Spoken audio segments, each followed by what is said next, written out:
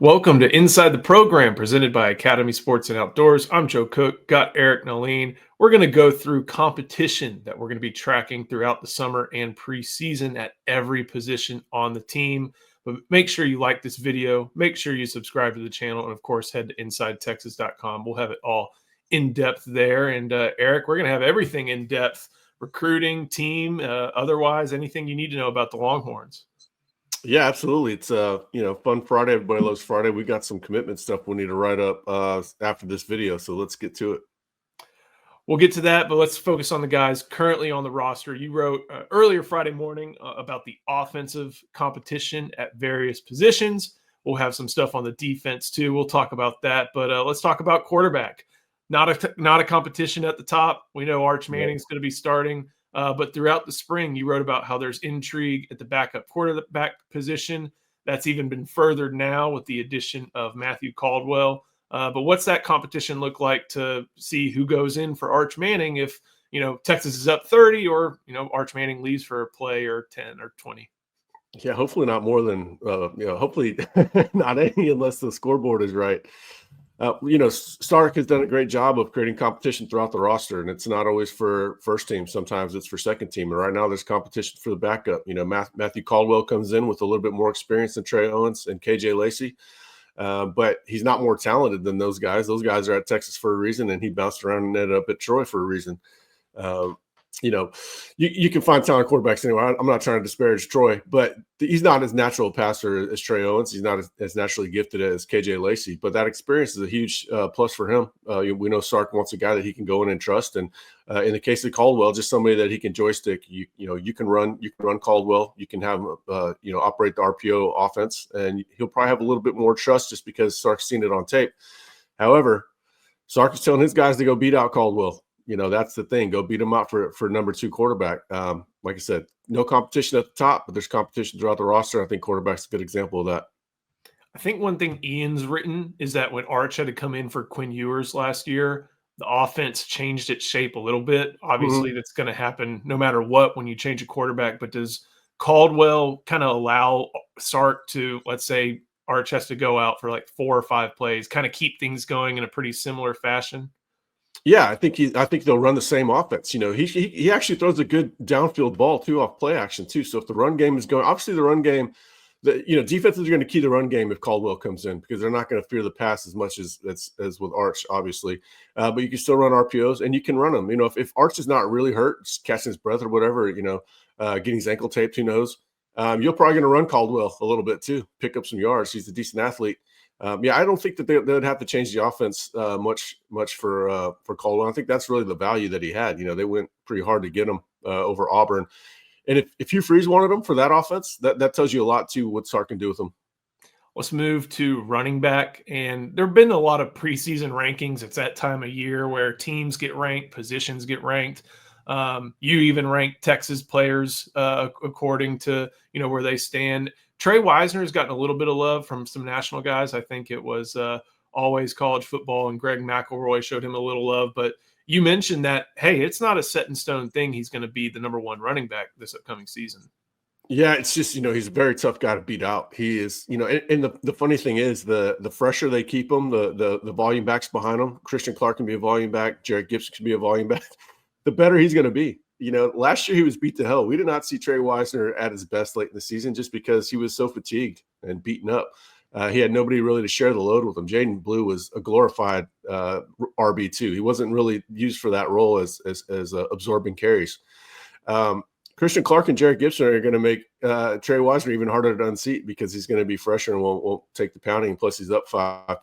But at the same time, that is a fluid competition. Trey Wisner, it's not guaranteed that he's a starter. It's just that, they really trust him. They love Trey Wisner. They love all the other stuff that he brings to the table outside of just being able to run the ball. But if you're talking about, who's the most gifted running back on the roster, it's probably Christian Clark. And then Jared Gibson has a whole lot of NFL sort of traits too. I saw Alfred Blue. We both saw Alfred Blue get carries in the NFL. Jared Gibson is much more talented than Alfred Blue. So Jared Gibson to me is an NFL back. And Trey Wisner is an NFL player.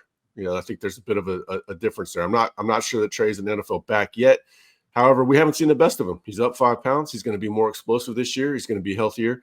But that's just a true 100% competition, wide open to me, even though Trey Weiser's name is at the top. One of the names that you didn't mention in your article was CJ Baxter. And I know that guy, he's a guy that gets asked about so often. How's he coming along? Stuff like that. Sark back at South by Southwest, one of the places you get Texas football news, I guess, these days. He mentioned everything was coming along well and that they expect him to be ready for Ohio State. That's very open to interpretation. But, I mean, do we have any insight on when CJ Baxter may be, not, I don't want to say looking like his old self, but just available and figure into this competition?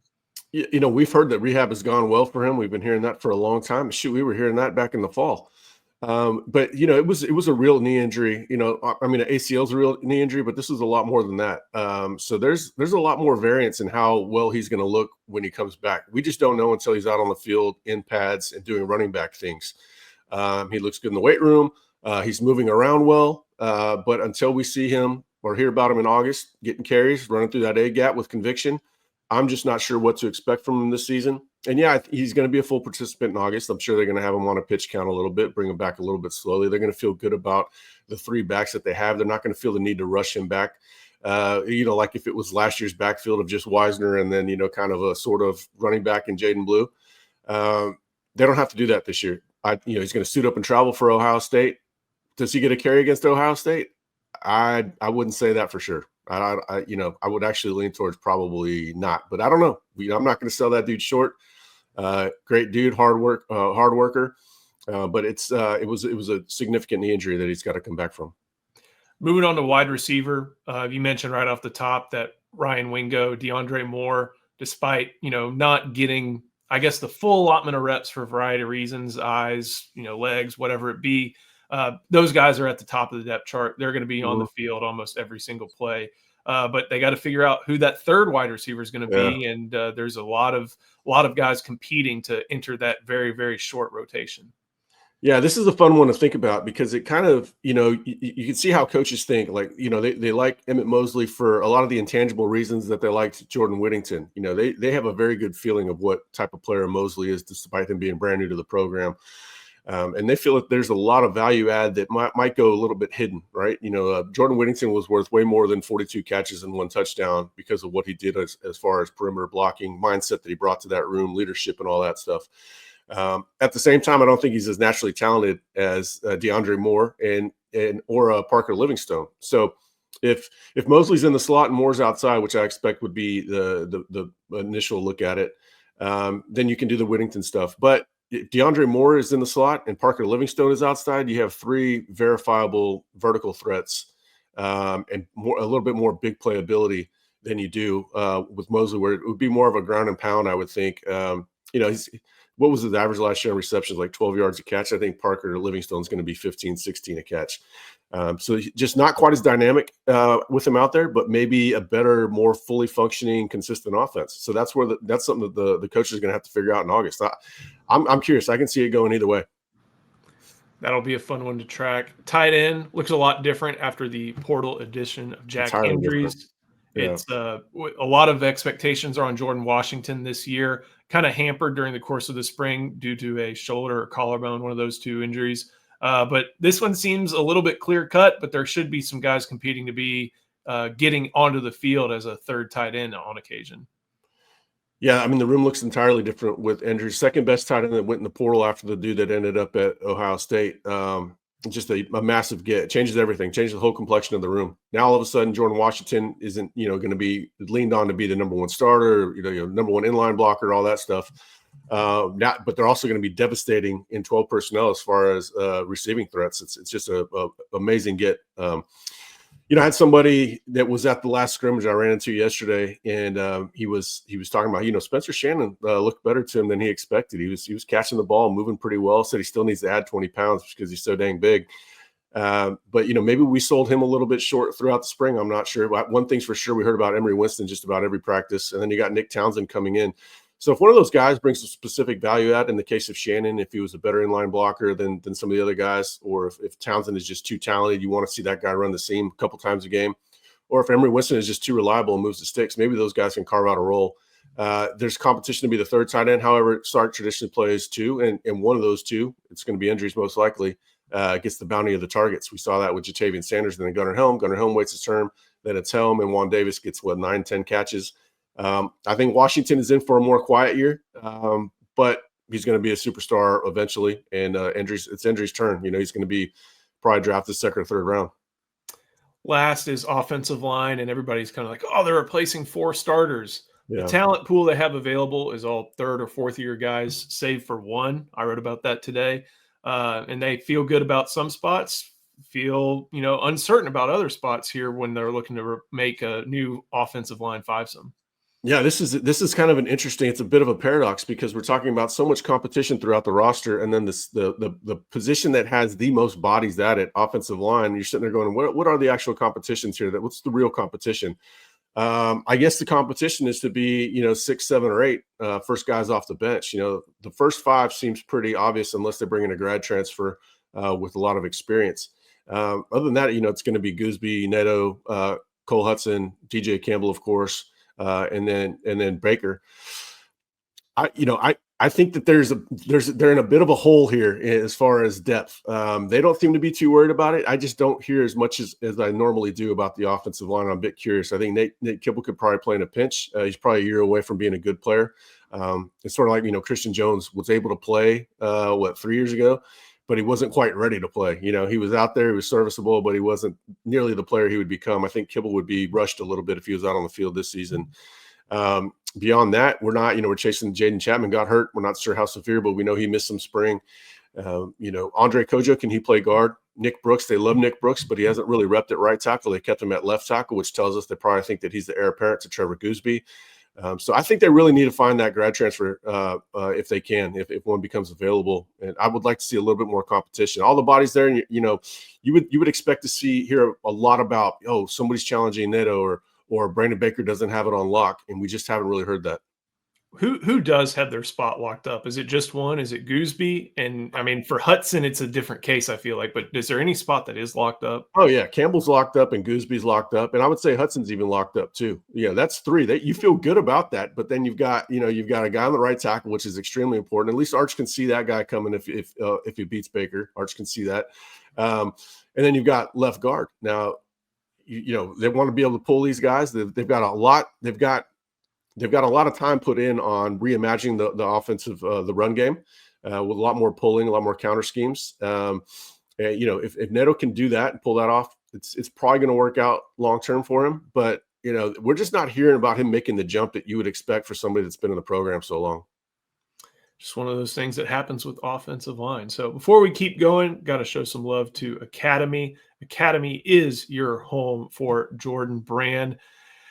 Gear up today, take flight on the court, off the court, and above the court. Unleash your greatness with head-to-toe Jordan gear for the entire family. Available in-store and at academy.com. Jordan has elevated styles and shoes for everyone and unstoppable value every single day. Plus, Academy offers easy ways to shop and save time, like free 1-hour in-store or curbside pickup on academy.com orders. So you could choose also same-day delivery powered by DoorDash. So if you order it by 4, you can get it by 8 p.m. Check out Academy's full Jordan selection at an in-store location or at academy.com. We'll keep going with the defense, and let's go from close to the ball to the secondary.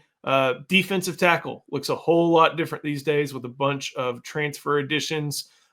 Alex January is also there. How does the competition look like at that position, considering they want to have 4, they play pretty regularly, and they'll get 5 and 6 in on occasion? Yeah, I think they're clearly going to go to 6 this year, like they did in 2022. You had Keandre and Morrow, then you had Byron and Tavondre, then you had Alfred and Vernon. I remember Mike Gundy covering the Mike Gundy press conference, and he was like, "Man, all 6 of these guys are going to the NFL. How do they pull this off?" I think they're going to go to 6 again. It's going to make the guys that are third string are going to make the first string better, kind of like in hockey. Line changes, keep guys fresh. I think they have to go that. There's too many players that are pretty similar in quality, and it's just an advantage to play that way. So I'm looking at more of this is one position that we'll look at more as a 3 deep. Alex January was the most talented guy in the spring, which is both encouraging and a little bit, concerning just because he's still pretty young. But Cole Brevard, very good chance he's going to start. Travis Shaw showed good motor. Hero Canoe, and then you got two new guys that they're brand new to us. I think Levon Johnson is sort of a more experienced version of Melvin Hills, and then you've got Murad Watson, who is you got to think that guy's going to end up starting, but I'm not sure it's guaranteed just because he does have experienced guys ahead of him. That was what I was about to ask. Do you think Watson kind of jumps a few players, or is he going to have to maybe earn his spot and make that over the course of the season? I mean, he's definitely going to have to earn it, but that he'll have that chance in August. They're going in with their two best starting in Columbus. They don't care who it is. It's going to be the two top guys they have. I mean, there's a path for January to start even. Right now, if I had to guess, and this is a total, I'm just throwing darts. I would think it'd be Brevard and Murad Watson, but I don't know. January had a really good spring. And so, he's going to be tough to keep on the field. He's probably going to definitely be in the first four. Yeah, I'm not sure. That's going to be one of the stories of August where, our spring and our August intel is going to tell us a lot about the rotations. And there's just so many different combinations they can go and different ways they can look at it. I think number one, the one foregone conclusion is that they're going to play a lot of guys at the position. Starter's almost a formality with this position. So you just want to know who's at the top of that rotation. Edge, this is probably the most fun position on the team to talk about. Colin Simmons is he's going to be an All-American level player. He's going to be at that buck position. They'll move him around some. But what about some of the other guys maybe at the jack position where Barron Sorrell is leaving a big leadership and ability void?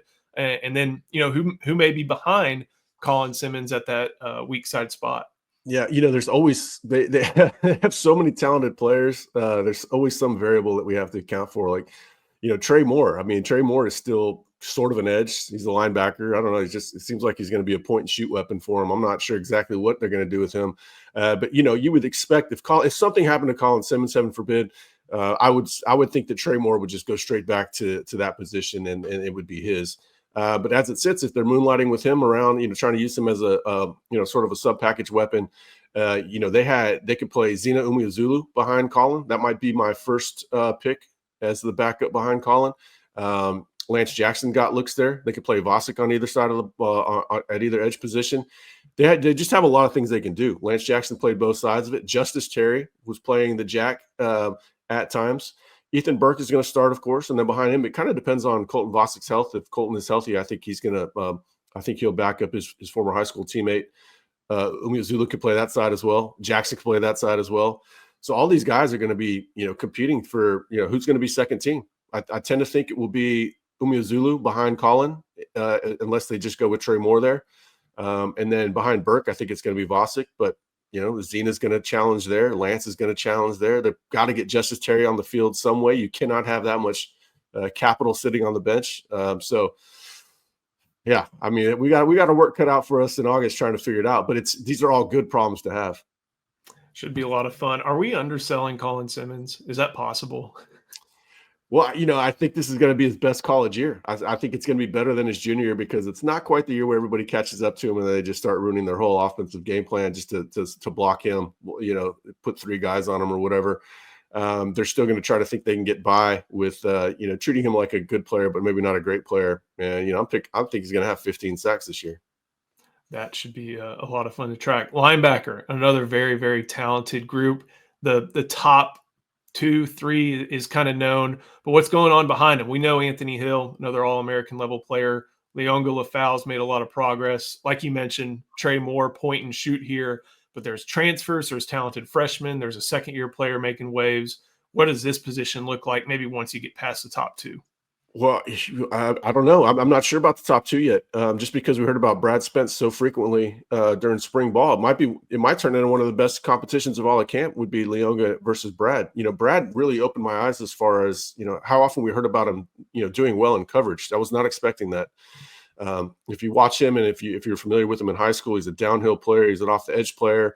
You can do a lot of the things with Anthony Hill, as far as blitzing him or moving him up on the line of scrimmage, bring pressure. But then we started hearing about him being, pretty fluid, surprisingly fluid for his build. He's kind of a muscled up guy. And so now I'm thinking, man, Leonga's got a battle on his hands as much as we're hearing about that. Now, Leonga is by far the best linebacker they have in coverage. It's Leonga and Anthony Smith are the best in coverage in that regard. But Brad Spence made a lot of noise, and I think there's competition to see who starts alongside Anthony Hill. I still expect it to be Leonga. He's a very complete player. But, man, Brad made a lot of noise. What about for someone like Bo Barnes, freshman, earned a 5-star ranking from On3? Is he just going to be in Anthony Hill's shadow and wait a couple of years, or is he someone that could maybe contend early in Well, his career? Anthony Hill is too good for him to wait a couple years behind him. The good news for Bo is that Anthony's going to be gone. He's got Anthony who he can absorb every last bit of information from, not just information, but how he goes about being a college football player, which he's done since the second he got on campus. But then Anthony's going to split town, and so now it's Bo Barnes. If Brad Spence doesn't come back, if Brad has sort of a breakout that maybe we don't quite expect, but it's possible. It could be Bo and Leonga starting in 2026. I tend to think that Bo's going to play a ton in 2026. This year, I think he's going to play more in mop up time. I don't think he's going to redshirt because I think he's too talented overall. They're just going to get him out on the field and get him ready for 2026. But it is sort of a wait and see year for him, just because of all the bodies experience in front of him. Let's start moving into the secondary. We'll go to star, and that's a position that some intrigue at some other spots may have resulted in, I don't want to say less than ideal, but a different lineup than we may see over the course of preseason camp. But we'll look at some of the guys there. There's guys like Wardell Mack, Jelani McDonald could end up there. We heard a lot of great things about Grayson Littleton over the course of spring football. Is this something that we're just going to have to wait on, considering maybe something like Derek Williams, what Jonah looks like, just the interplay between this position and safety? Yeah, I mean, one factor's against the other as well. I wrote an article the other day, the year before the year for these certain players, and I had Wardell Mack on that list just because I don't think he's going to start this year at star. It would go against everything we know about the staff to play such an inexperienced guy at a mentally challenging position. Star is a very taxing place to play.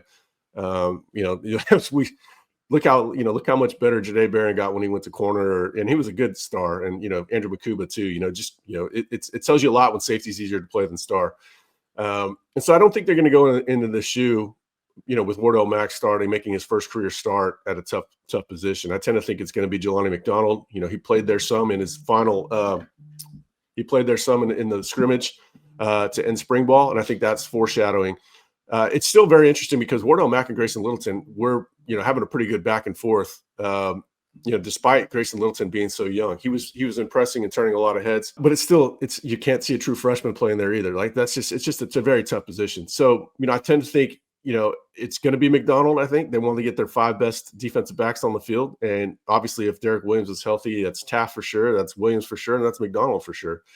At the same time, if Gilbo gets beat out by Kobe Black, or if McDonald needs to stay at safety, they can always put Gilbo at star. So, the story hasn't even begun to be written at star, I don't think. What should we expect from Jonah Williams? Right now, he's starting in left field for a baseball team trying to win a national championship. We know he has a lot of natural athletic ability and is just also a really good football player, has instincts. Is he someone that could contend for a starting job, or maybe his role be a little bit more specialized this year? No true freshman starting on this team. It's too experienced, too talented. I think they're going to have more of a dime package this year. We saw it last year a lot on third down. They might play it even more this year. They found quite a bit of success with it. We know that Johnny Nansen likes to flood the field with DBs. Dwayne Aquino, that's going to be music to his ears. What better way to get a 5-star talent on the field, acclimated, get his feet wet, than putting him out there with 5 other DBs that know what the heck they're doing? You can let him just go out and be an athlete. I tend to think he's going to play quite a bit in dime. I don't think he's going to start this year. I don't think he's even going to be in the 4-man safety rotation, though that could change. But he's got talented guys that have a head start on him. Not only did he miss spring, but Jordan Johnson-Rebel was there all year last year. Xavier Filsame's coming along. Taft and trench starter. Derek Williams, if he's healthy, is going to start. If he's not, Jelani McDonald and trench starter. So he's got a bit of a tough path to the field, outside of the fact that we expect more dime. And that's a perfect way to acclimate him. And then there's a decent chance he's starting in 2026. One of the key things at safety seems like Derek Williams' health, kind of along with how we're looking at CJ Baxter and his injury. Is if he's healthy, if he's full go, is that spot alongside Michael Taft his at the safety spot? Well, I think so, as far as because that's how you get the best five on the field, because you wouldn't put Derek Williams at star. He doesn't have any experience there. So that just makes the most sense. And, he had it was a run of the mill ACL. They feel good about him coming back. I think he's actually going to be cleared in June. So he'll be out there when they do team 7-on-7, that sort of stuff. At least that's the last I heard. I'll have to check back on that. Yeah, that's the best way to get they want to get their best five on the O-line. They want to get the best five in the secondary. And so the best way to do that is Williams comes back healthy. McDonald plays star. I'm not sure he wants to play it, but that's what would be best for the team. For some of those younger safeties like Jordan Johnson-Rebel, like Xavier Filsaime, and even someone like Zealous Hicks, different skill sets, obviously, than Jonah Williams, but they have a little bit more experience, save for Hicks in that secondary. What are they trying to figure into the conversation? Well, let's assume that McDonald goes to the star, and then you're looking more at a two deep at safety. Taft, of course, Williams, of course. Jordan Johnson-Rebel would be safety number 3, and then I think Filsaime would be safety number 4.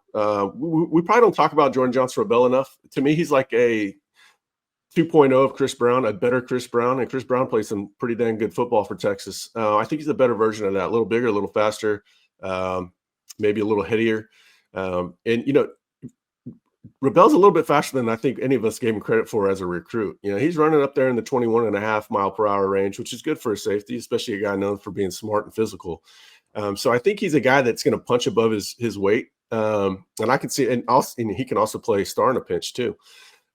Just kind of depending on what the offense is throwing at him. If you have a run-based offense, you might want that guy mixing it up in the box. He's a tough kid. So I expect him to play a pretty good amount this year. And then Xavier Filsaime, I think he's going to play too. They'll rotate their safeties. We saw that a lot. We've seen that a lot the last few years, actually.